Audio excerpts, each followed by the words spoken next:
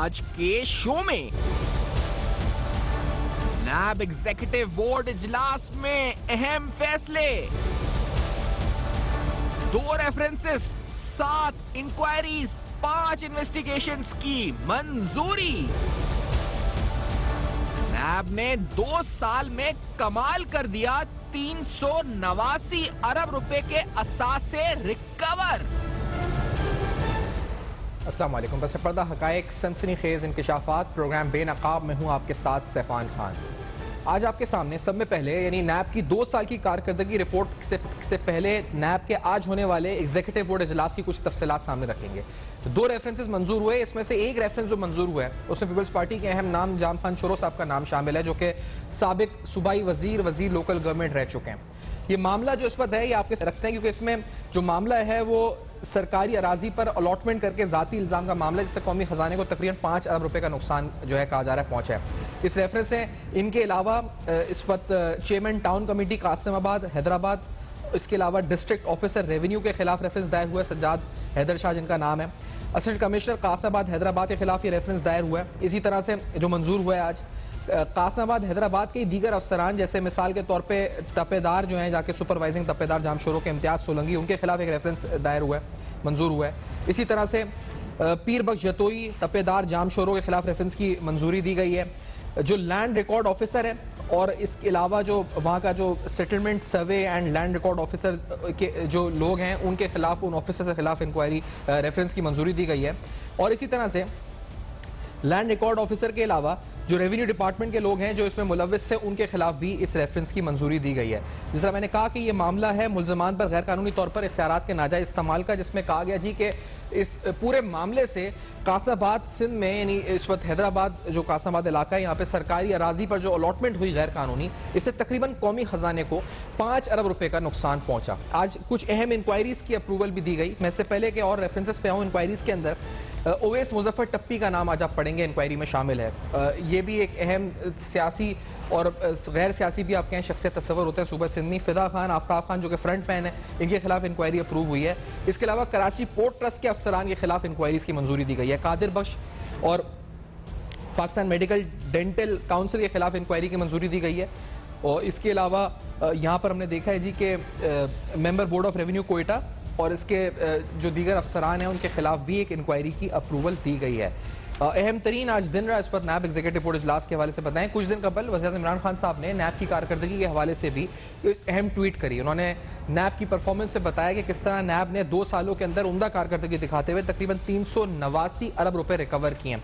इन तफसीलात में भी हम जाएंगे कि नैब ने किसको कितना पैसा वापस किया। लेकिन आज होने वाली इंक्वायरीज और इन्वेस्टिगेशन से पहले प्रोग्राम स्टार्ट करते हुए जिसमें हमने 3 अहम सियासी नाम जाम खान शोरो, सुहेल अनवर सियाल जिनके खिलाफ इन्वेस्टिगेशन की अप्रूवल हुई और ओवैस मुजफ्फर टप्पी जिनके खिलाफ इस वक्त एक इंक्वायरी जो है उसका अप्रूवल हुआ है, इस पर गुफ्तगू का आगाज़ करते हुए राजा आमिर अब्बास साहब प्रोग्राम में साथ मौजूद हैं। साबिक प्रोसिक्यूटर नैब के, प्रोसिक्यूटर जनरल नैब के, हमें कानूनी राय भी देंगे और नैब की कारकर्दगी पर भी इनसे बात होगी। शहजाद भट्टी साहब साबिक डीजी नैब भी is also with us in the show. Raja Amir Abbas साहब, आज अहम मामला, आज देखा जाए तो सूबा सिंध के ज़्यादातर केसेस, ज़्यादातर रेफरेंसेज हुए और अहम सियासी शख्सियात के नाम भी इसमें शामिल हुए। आपने किस तरह देखा आज इन एग्जीक्यूटिव बोर्ड इजलास को? देखिए सफियान, बात यह है कि जब आपकी हुकूमत ऐसी हो कि जो अकाउंटेबिलिटी वाकई ही करना चाहती हो बिला तफरीक, और उसने इसी बात पे वोट भी लिया हो कि जनाब हम किसी को भी नहीं छोड़ेंगे जिन्होंने पिछले 10-15 साल हुकूमत की है, तो ऐसी सिचुएशन में जो हमने पहली नैब देखी कमर जमान चौधरी के ज़माने में, वो नैब थी या उससे कबल कि जिसमें ये कहा जाता था कि जी सियासी शख्सियात के खिलाफ केसेस ना खोलिए, इनकी सिर्फ इंक्वायरीज करके इनकी के जो फाइल्स हैं वो अलमारियों में बंद कर दीजिए। तो ये एक पॉजिटिव चीज़ नैब की तरफ से आई कि जब हुकूमत की तरफ से कोई ऐसा प्रेशर नहीं होता कि आपने सियासतदानों को या ब्यूरोक्रेट्स को आपने तंग नहीं करना, तो नैब ने वो लाइन ली कि वाकई ही जो लूट मार और प्लंडरिंग हुई है इस मुल्क में, खासकर सूबा सिंध में हम देखते हैं, वहाँ तो एक नॉर्म ऑफ द डे एक वो बन गया था कि करप्शन, या अगर हम पंजाब में देखते हैं कि जब हमजा शहबाज शरीफ आके कहता है बच्चों करप्शन तो होती है, ये तो एक रूटीन की चीज़ है, तो उसको कर्टेल करने के लिए नैब ने अब ये केसेस खोले हैं और ये केसेस खोल के उन्होंने काफ़ी ज़्यादा, जैसे कि आपने अपने इंट्रो में कहा कि पिछले कई वर्षों में इतनी रिकवरीज नहीं हुई, लेकिन मौजूदा हुकूमत के 2 साल के अंदर अंदर 380 अरब रुपए की रिकवरीज, ये एक लैंडमार्क और एक हौसला अफजा ट्रेंड है।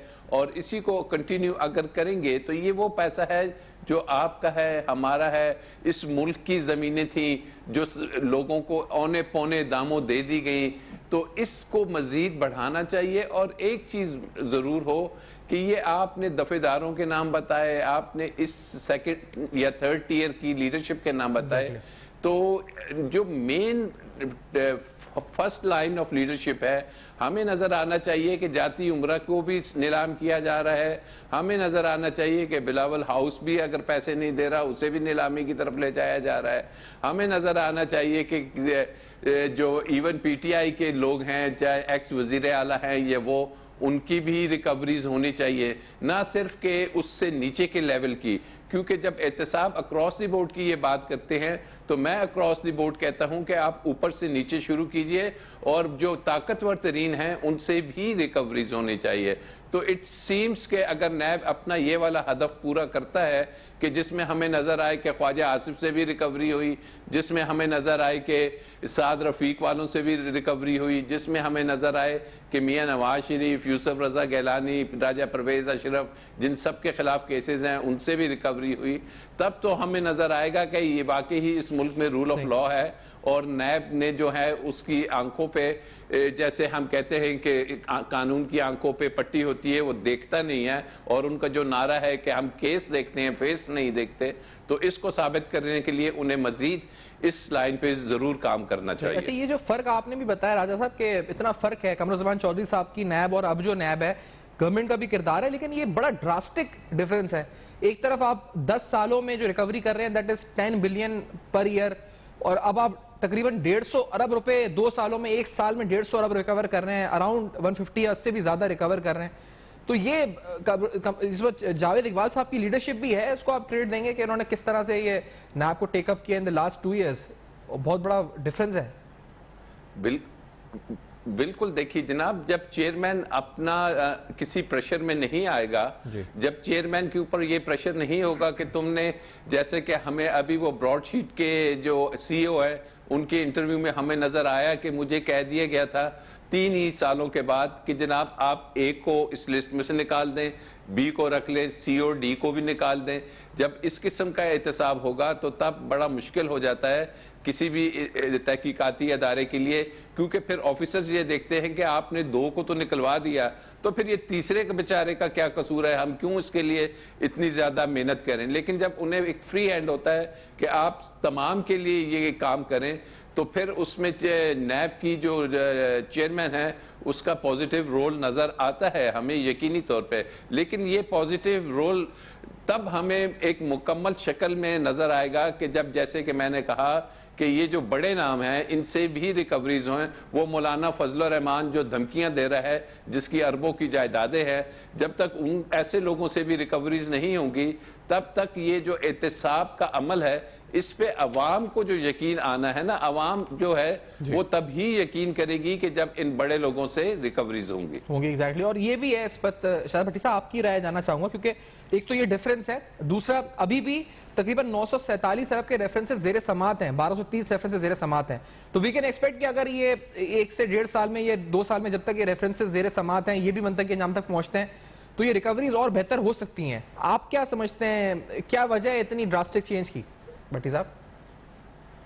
बिस्मिल्लाहिर्रहमानिर्रहीम। देखिए सफान, राय साहब ने बड़ा उसको कूजे में बंद किया है कि सबसे पहली बात यह थी कि एक कंटिन्यूटी होती है, एक अदारा जो है वो अपनी कोई काम कर रहा होता है तो वो अगर उसमें कोई इंटरफेरेंस ना हो तो वो एक परफॉर्म करता है। इंटरफेरेंस से मुराद मेरी यह है कि कोई डायरेक्ट इंटरफेरेंस नहीं, प्रेशर्स बहुत सारे होते हैं जो इनडायरेक्ट होते हैं। अब आप देखिए पहले 8 सालों में चेयरमैन नैब के जो रहे वो अपना टेन्योर मुकम्मल करते रहे।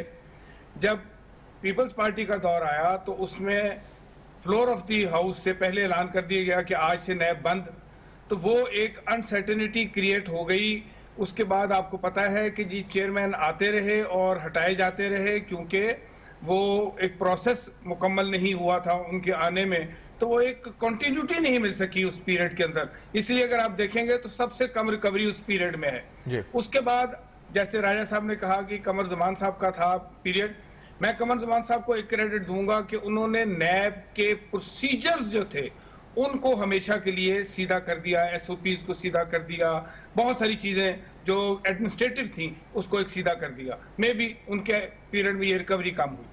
लेकिन अब जब पॉलिटिकल विल पीछे थी, हमेशा कोई भी एंटी करप्शन एजेंसी होगी वो कहेगी जब तक पॉलिटिकल विल नहीं है, रिकवरीज या करप्शन खत्म करने का जो मायार है वो अचीव नहीं किया जा सकता जब तक पीछे पॉलिटिकल विल ना हो। और ये हुकूमत जिसका पहले से स्लोगन ही यही था कि एहतसाब सबके लिए होना चाहिए, तो मेरा ख्याल है ये इसलिए आप देख रहे हैं कि एक अच्छी अचीवमेंट इस दौर में हुई है। मैं यहाँ एक बात करता चलूं कि नैब के जो केसेस आपने कहा कि जी राजा साहब ने बड़े स्पेसिफिक बात की है कि जी फलां से भी रिकवरी होनी चाहिए, फलां से भी होनी चाहिए, लेकिन एक चीज जहन में रखिए कि जो नैब का अभी तक रिकॉर्ड है वो ये जाहिर करता है कि आज तक किसी पॉलिटिशियन ने प्ली बार्गेन नहीं की।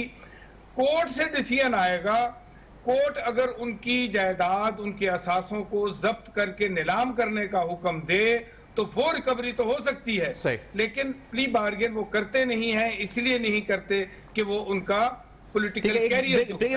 इस पॉइंट पे लेट्स टेक अ ब्रेक। अब नाज़रीन वापस आते हैं आपके सामने कुछ और अहम जो आज अप्रूव हुई हैं उनकी तफसीलात भी रखते हैं साथ साथ, और साथ साथ जो कारकर्दगी है इस हवाले से कुछ नंबर्स और हैं जो हमने हासिल किए हैं, स्पेसिफिकली सूबा सिंध के हवाले से जो नैब ने रिकवरीज की हैं और वापस किए हैं पैसे हुकूमत को, तो उनकी तफसीलात आपके सामने रखेंगे। और उसके बाद जो एक स्कैम सामने उठा था कि बहुत से लोग वापस भी आ गए नौकरियों पर जिन्होंने पैसे वापस किए थे, उस पर भी कानूनी सवाल उठाएंगे। इस ब्रेक के बाद हमारे साथ रहेंगे।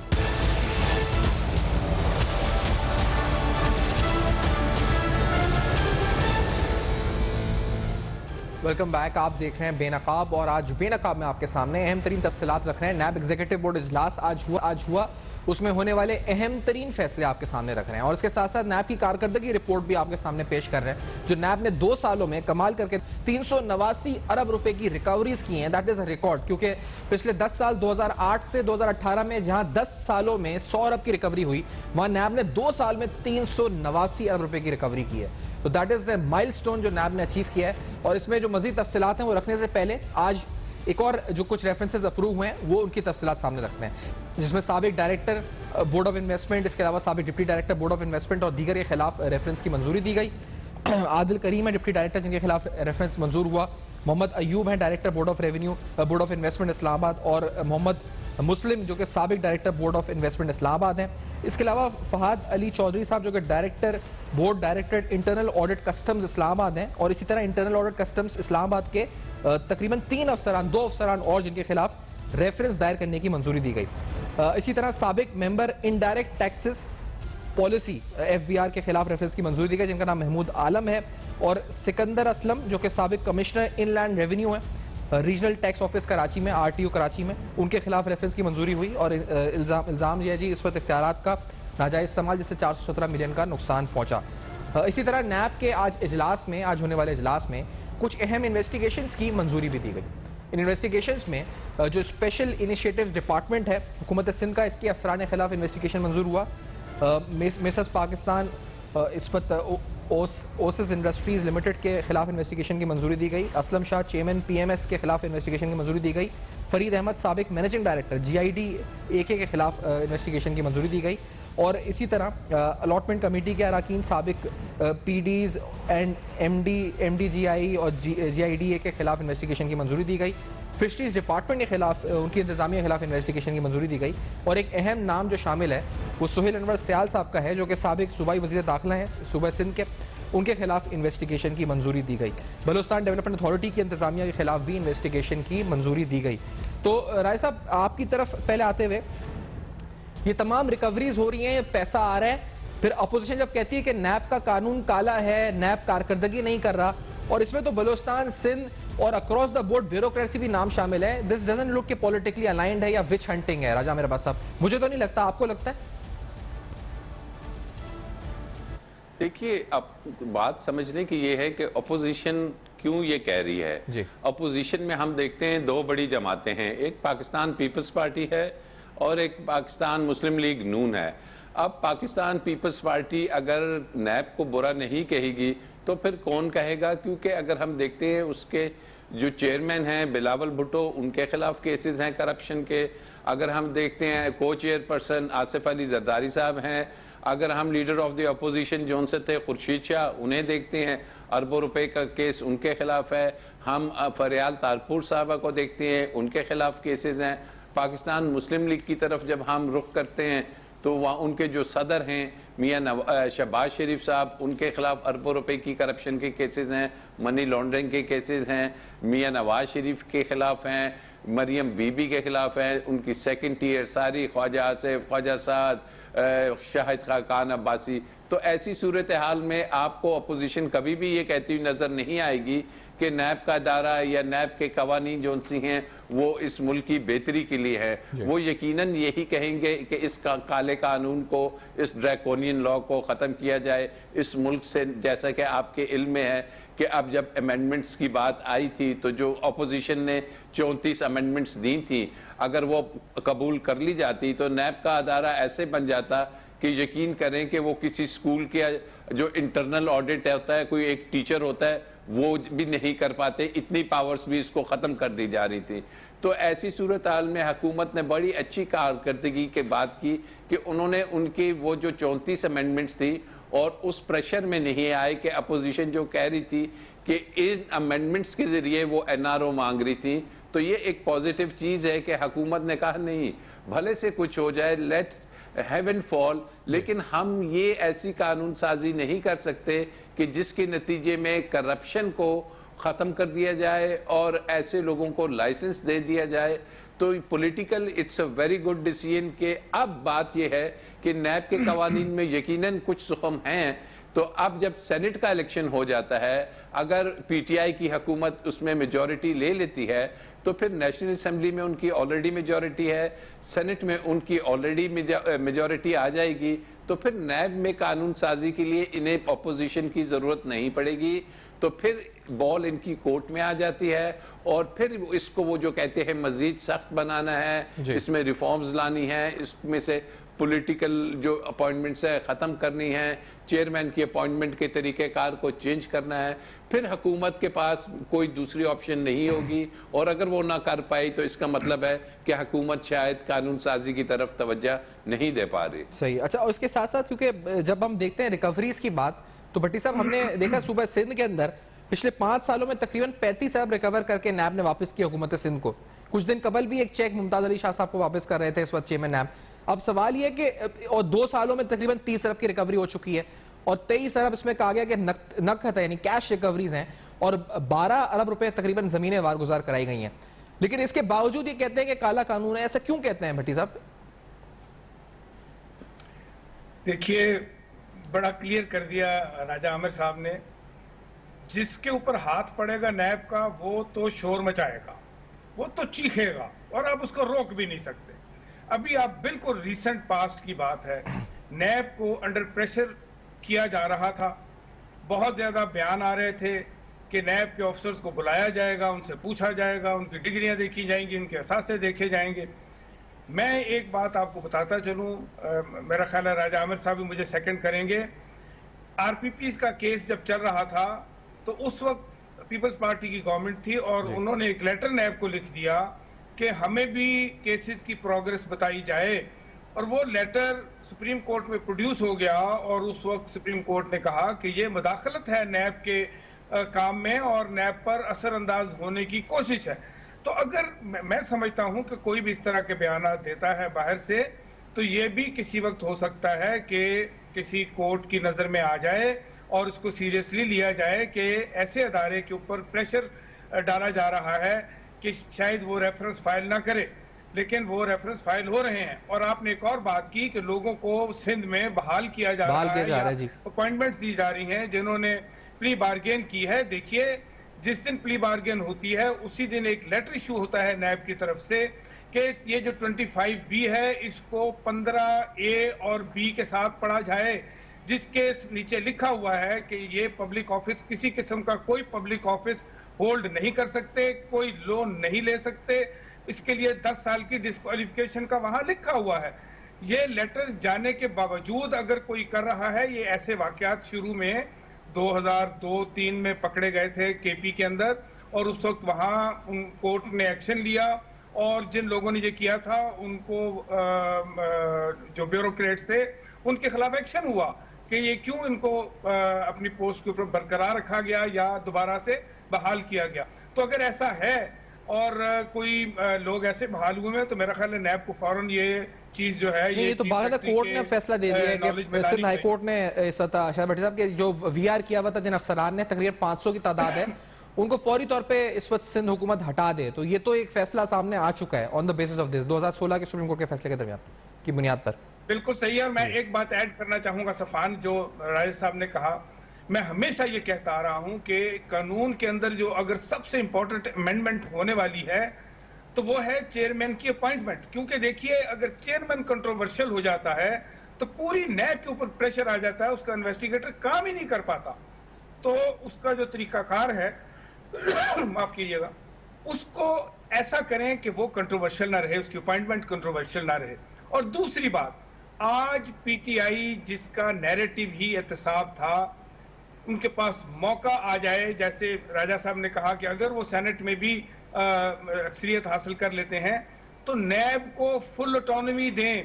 आज नैब के पास फाइनेंशियल ऑटोनॉमी नहीं है, आज इसका बजट बंद कर दे, गवर्नमेंट कम कर दे, नैब क्रिपल हो जाएगी, काम नहीं कर सकेगी, कोई इन्वेस्टिगेटर बाहर नहीं निकल सकेगा, कागज खरीदने के पैसे नहीं होंगे इनके पास। तो बड़ा अहम पॉइंट है जो आपने उठाया। मैं राजा मेरे पास आपका भी ओपिनियन इस पे लूंगा, लेकिन इसके साथ साथ जो अफसरान की बहाली हुई, क्योंकि एक तरफ चेक की वापसी हो रही है, लूटी हुई रकम वापस की जा रही है, और फिर उन्हीं अफसरान को जिन्होंने लूटा है और एतराफ किया है उनको फिर दोबारा ओहदों पे बहाल किया जाता है सूबा सिंध में।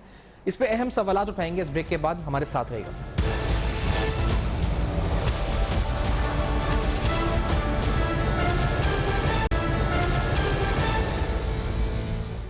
Welcome back. आप देख रहे हैं बेनकाब, और आज बेनकाब में आपके सामने नायब एग्जीक्यूटिव बोर्ड इजलास में होने वाले अहम तरीन फैसले, जिसके अंदर इंक्वायरीज, इन्वेस्टिगेशंस, 2 रेफरेंसेस की मंजूरी हुई है। इसमें तकरीबन 5 इन्वेस्टिगेशंस और 7 इंक्वायरीज की मंजूरी दी गई है। इस इजलास के हवाले से बात हो रही है। जो अहम केसेस आज अप्रूव हैं, जिनके खिलाफ रेफरेंसेस अप्रूव हुए हैं, उनकी तमाम तफसीलात आपके सामने रख रहे हैं, और साथ साथ आपको बता रहे हैं कि नैब ने क्या कारकर्दगी पिछले 2 साल में दिखाई है। सूबे सिंध पे आते हुए, क्योंकि नैब ने तकरीबन जो अब तक पैसे वापस किए हैं, जो नैब बताता है कि तकरीबन पिछले 1.5 साल में 30 अरब रुपए की वापसी की है, जिसके अंदर 23 अरब रुपए तो कैश है, जो 35 अरब पूरे 5 साल में वापस किए हैं, उसमें 23 अरब कैश है, यानी नकदी वापस हुई है, और तकरीबन 12 अरब रुपए की जमीन वारगुजार कराई है, जो कि गैर कानूनी अलॉटमेंट हुई थी, वापस की है, नैब की जानिब से वापस की गई है। ओवरऑल नैब ने तकरीबन 150 अरब रुपए पीटीआई के दौरे हुकूमत में हर साल इस पर रिकवर किए हैं, और 389 बिलियन 389 अरब रुपए नैब अब तक 2 साल में रिकवर कर चुका है। मैं आमिर अब्बास साहब से पूछना चाहूंगा, क्योंकि एक तरफ ये पैसे वापस करता है नैब, फिर जो अफसरान पैसे वापस करते हैं उन्हीं अफसरान को सिंध हुकूमत या फिर वो जो भी यहाँ पे ब्यूरोक्रेसी है, जो चीफ सेक्रेटरी हैं, वो बहाल करते हैं, और वो अफसरान फिर मौजे करते हैं, उनको ना हटाया जाता है ना कुछ होता है। ये कोर्ट पे भी मामला आया, हमने आपसे डिस्कस भी किया था। ये कितनी बड़ी आयरनी है राजा मेरे पास? देखिए, ये आयरनी नहीं है, ये एक मिसकंडक्ट के जुमरे में आता है। सही। और जो हुकूमत के ब्यूरोक्रेट्स हैं, जो चीफ सेक्रेटरी है, जो सेक्रेटरी SNJD है, या जो मुतलका उस महकमे का सेक्रेटरी है, वो ये कानून जानते हैं, CSS करके आए होते हैं या पब्लिक सर्विस से आए होते हैं। उन्हें पता है कि आप जो एफिशिएंसी एंड डिसिप्लिन रूल्स हैं 1973, उसमें लिखा हुआ है मिसकंडक्ट क्या होती है। और मिसकंडक्ट में जो ये है कि अगर कोई शख्स एडमिट कर लेता है कि मैंने कोई माली बेज़ाब्ती की है, मैंने कोई करप्शन की है, तो फिर उसको नौकरी पे बहाल क्या रखा ही नहीं जा सकता। और यहाँ पे अजीब बात हुई कि उन्हें रख के ना सिर्फ आपने नौकरी पे दोबारा लिया, प्रमोशंस देते गए, ग्रेड 18, 19, 20 तक वो चले गए। तो ये वही ट्रेंड है कि जनाब जब कोई पूछने वाला नहीं, मैं समझता हूँ कि उस मुतलका चीफ सेक्रेटरी SNJDs और जो मुतलका सेक्रेटरीज हैं, उनके खिलाफ महकमाना कार्रवाई ज़रूर इनिशिएट होनी चाहिए। और ये हुकूमत सिंध का काम है, वज़ीर आला साहब जो बैठे हुए हैं वो अपने चीफ सेक्रेटरी से कहें कि वो रिकॉर्ड निकालें और उनसे पूछा जाए कि जनाब आपने इनको दोबारा क्यों नौकरी में लिया। वो तो कहेंगे कि जी VR में कन्विक्शन नहीं होती, लेकिन वीआर अप्लाई नहीं होती है एक गवर्नमेंट सर्वेंट की जो उसकी नौकरी के टर्म्स एंड कंडीशन है। एक सरकारी अफसर की टर्म्स एंड कंडीशन में जो एप्लीकेबल लॉ है वो है सिविल सर्वेंट्स एक्ट और उसके बाद END रूल्स। तो उसको वो अच्छी तरीके से जानते हैं। जब किसी की उन्होंने प्रमोशन नहीं करनी होती या किसी अफसर को तंग करना होता है तो ये महकमे उन अफसरों के साथ इतना खेलते हैं इन रूल्स के जरिए। और जहां पे ये सिंपल सी बात थी तो ये उन्होंने कनाइंस की है, उनसे मिले हुए हैं और गैर कानूनी काम किया है जिसके लिए उनसे पूछगछ हो और उन ऑफिसर्स को जिनको निकालने का हुक्म दिया है उनसे रिकवरीज भी होनी चाहिए कि इतने सालों की तनख्वाहें आपने जो ली हैं वापस कीजिए। तो अच्छा, और राय साहब एक और बड़ा अहम सवाल है कि आप बात करते हैं रिफॉर्म्स की, आज जैसे एग्जीक्यूटिव बोर्ड इजलास है इस तरह और इजलास हुए, इसमें बहुत सी प्राइवेट सेक्टर कंपनीज के भी नाम है। लाजिम बात है जो गवर्नमेंट ऑफिसर्स के नाम है अगर उन्होंने कोई गैर कानूनी अलॉटमेंट की है या कोई इख्तियारात का नाजायज इस्तेमाल करके ठेके दिए हैं तो वो प्राइवेट कॉन्ट्रैक्टर्स को भी दिए हैं। तो क्या नैब इनका भी ट्रैक रिकॉर्ड रखता है कि जिन लोगों को ये हुआ था या जिनके थ्रू ये बेनिफिशियरी बने उनको भी ब्लैकलिस्ट पर डाला जाए ताकि इन द फ्यूचर इस होल को बंद किया जा सके और आइंदा ऐसा कोई केस ना आए सामने? अजय सब देखिए, बिल्कुल ऑल्दो के कानून तो कोई ऐसा नहीं है कि ब्लैकलिस्ट किया जाए, लेकिन जो हमारे अदारे हैं जैसे कि आपका है HCCP है या आपकी पाकिस्तान इंजीनियरिंग काउंसिल है जो इनको लाइसेंसेस देते हैं, ठेकेदारों को कैटेगरीज बनती हैं, वहां पे ब्लैक लिस्ट किया जाता है और वहां पे जब नैब की रिकॉर्ड चला जाएगा कि ये ठेकेदार ने इस चीज का गिल्टी हुआ है, इस कॉन्ट्रैक्टर के खिलाफ ये एलिगेशंस थे जो साबित हो गए, तो फिर कोई वजह नहीं कि पाकिस्तान इंजीनियरिंग काउंसिल जो इनको लाइसेंसेस देते हैं category A, B, C unlimited और ये वो इनको ब्लैक लिस्ट करें। और ऐसे ठेकेदारों को हमने देखा कि माजी में एक जगह से हुए तो वो फिर अरबों रुपए के और कॉन्ट्रैक्ट ले लेते हैं। अब हालिया आपने देखा कि एक प्ली बारगेन हुई जिसमें मलिक रियाज के भतीजा है या पता नहीं कौन है, उसने अरबों रुपए वापस किए हैं नैब को। अब वो पैसे क्यों उसने वापस किए हैं, अवाम को नैब को ये भी बताना चाहिए और आपके चैनल्स को भी बताना चाहिए कि वो पैसे उसने अगर वो ठेके की मद में थे या किसी किकबैक की मद में थी रिटर्न कर रहा है तो उसका जो बेनिफिशियरी था वो पैसा अल्टीमेटली किस पब्लिक ऑफिस होल्डर के लिए था, वो किस अकाउंट में गया था। तो अवाम को ये भी बताए, सिर्फ ठेकेदारों की हद तक ना रहे। ठेकेदार बताते हैं कि जनाब हमने उस सरकारी अफसर या उस सियासी शख्सियत की खिदमत की है, तो इन चीजों को भी ओपन करने की जरूरत है। तो ये ज्यादा ट्रांसपेरेंसी लाने की जरूरत है। शाह भट्टी साहब, योर ओपिनियन ऑन दिस, क्योंकि यहाँ पे हमने देखा है कि जिन्होंने पैसे वापस किए, वॉलंटरी रिटर्न भी किया या प्ली बार्गेन किया, उनकी तादाद तो 500 है जो सिविल सर्विस में, लेकिन जिन लोगों के साथ उन्होंने किया मिल के ठेकेदारों के साथ, उन ठेकेदारों का तो नाम ही कहीं नहीं आ रहा इस पर कि वो कौन है और कि उन्होंने वापस किए पैसे, और क्या पता वो अभी भी ओहदों पे या फिर अभी भी वो फायदे हासिल कर रहे हो उन ठेकों की सूरत में। तो ये कौन पकड़ेगा भट्टी साहब? देखिए, अगर तो जो रेफरेंस फाइल हुआ या जो रेफरेंस बना या जो इन्वेस्टिगेशन हुई जिसके तहत लोगों के खिलाफ केसेस बने और उन्होंने प्ली बार्गेन कर ली, पैसे रिकवर हो गए, लेकिन बेनिफिशियरी डेफिनेटली बेनिफिशियरी उसके अंदर होता है, उस केस के अंदर होता है, बेनिफिशियरी से पैसे वापस लिए जाते हैं। अगर उसको छोड़ दिया जाता है तो वो तो एक अलग बात है, लेकिन उसके ऊपर अब बात यह है कि आप बात कर रहे हैं जैसे राय साहब ने कहा वॉलंटरी रिटर्न जी। मुझे याद पड़ता है कि सुप्रीम कोर्ट के हुक्म के तहत तकरीबन पिछले 3 साल से वॉलंटरी रिटर्न को एक्सरसाइज नहीं किया जा रहा, सिर्फ प्ली बार्गेन हो रही है। तो इसका मतलब यह है कि ये जो 300 और कुछ 389 जो आपने बताया बिलियन रिकवर हुए हैं, ये प्ली बार्गेन की मद में रिकवर हुए हैं। और अगर इस 3 साल के अंदर कोई गवर्नमेंट ऑफिशियल जो है वो उसने प्ली बार्गेनिंग की है तो वो तो 15A और 15B उसको तो लागू होती है और वो हर हाल में 15 साल 10 साल के लिए डिस्क्वालीफाइड हो गया। तो वो तो अगर वो कंट्रैक्टर है, ठेकेदार है, वो तो डिस्क्वालीफाइड है, उसको किसी किस्म का भी कोई ठेका नहीं मिल सकता। और ये चीजें जो एक्सरसाइज नहीं हो रही हैं, ये ऐसा ही है जैसा राजा साहब ने कहा कि जब एडमिनिस्ट्रेशन बिल्कुल लवारसों की तरह चल रही होती है तो ये ऐसे वाकयात होते हैं, वो लोगों की नजर नहीं होती क्योंकि हर बंदा अपनी लूट घसूट में लगा हुआ है, ना कि गुड गवर्नेंस की तरफ जो है वो ध्यान दिया जाए, वो ऐसा हो नहीं रहा है। लेकिन यहाँ एक चीज जहन में रखे सफान, नैब कोई रेवेन्यू जनरेटिंग एजेंसी नहीं है। आप ये ना एक्सपेक्ट कीजिए कि जी नैब हर वक्त जो है वो रिकवरी करती रहेगी। देखिए, वॉल्यूम ऑफ करप्शन क्योंकि इस पीरियड में ज्यादा हुआ है और नैब ने रिकवरी भी ज्यादा की है। लेकिन हो सकता है कि नेक्स्ट पीरियड में, क्योंकि ये इस गवर्नमेंट का क्योंकि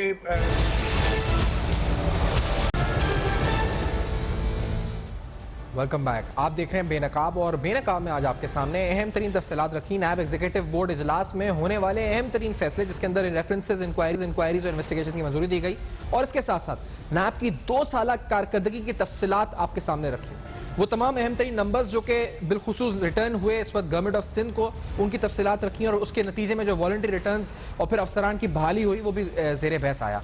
साथ साथ जाते जाते आपको बताएं कि सिर्फ पंजाब के अंदर एंटी करप्शन पंजाब 206 अरब रुपए रिकवर कर चुकी है इन द लास्ट 2 ईयर्स, और ये नंबर भी इस वक्त आप कहा जाए तो एस्टॉनिशिंग है। वज़ीर साहब ने भी खुद इस वक्त कहा कि 27 माह में तकरीबन 206 अरब रुपए की रिकवरी, और इसके बरक्स गुज़िश्ता जो इस वक्त कई साल गुजरे उसमें महज चंद अरब की रिकवरी, एक बहुत एस्टॉनिशिंग डिफरेंस।